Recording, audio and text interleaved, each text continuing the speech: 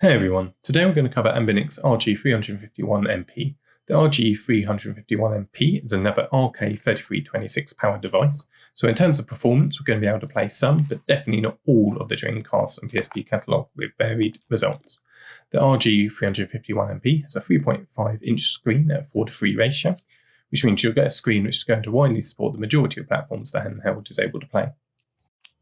In the box, Anbernic has thrown in a Wi-Fi and USB to USB-C adapter, so you can connect to Wi-Fi using this setup, but obviously it stacks up above the console.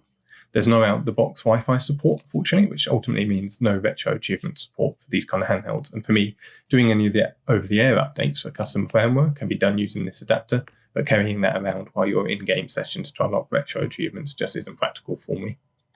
We've also got the instructions, standard USB-C cable, and a screen protector included for the device. Getting the device out of the packaging, the first thing I normally notice with all Anbernic devices is the great build quality, and the RG351MP is no exception. My handheld is the ocean blue RG351MP variant, and it looks absolutely amazing. I'm a massive fan of the design, and it just looks fantastic. Joysticks are switch style, both pressing in for L3 and R3 support, with decent travel and ingress into the shell, which is always a really nice touch to the build. The D-pad with metal Anbernic devices, for me anyway, normally starts off with pretty stiff, but this gives with a few weeks of play and soon molds to my playstyle really well. 4 shoulder buttons are stacked next to one another on the sides at the top of the device. They're very functional. I find it works really well with PlayStation 1 games in particular, though I wouldn't be a fan playing modern day shooters with them. We've got the rubber grips on the back, which certainly make the handheld more comfortable, and volume buttons on the side. I always prefer a volume wheel, but the buttons work fine. It is worth noting the effects of a few weeks of play is having to the sides of the device there. Underneath we've got 2 micro SD slots with a reset button alongside the stereo speaker grills, and lastly the power button on the right of the device. Overall, I find the RG351MP one of the most comfortable devices Anbernic have produced, and absolutely am a fan of the look, feel, and definitely the screen of the device. So it's worth mentioning that out of the box, if you were to gift the RG351MP, the recipient would have a good experience, but you can get the best out of the device with the wide custom firmware support available. All of the captured gameplay is through the default firmware, but you can definitely get improvements to Dreamcast and Nintendo 64 support through using the custom firmware. So I'd very much recommend upgrading to get the most out of the box. I'll cut to gameplay now and summarise up at the end.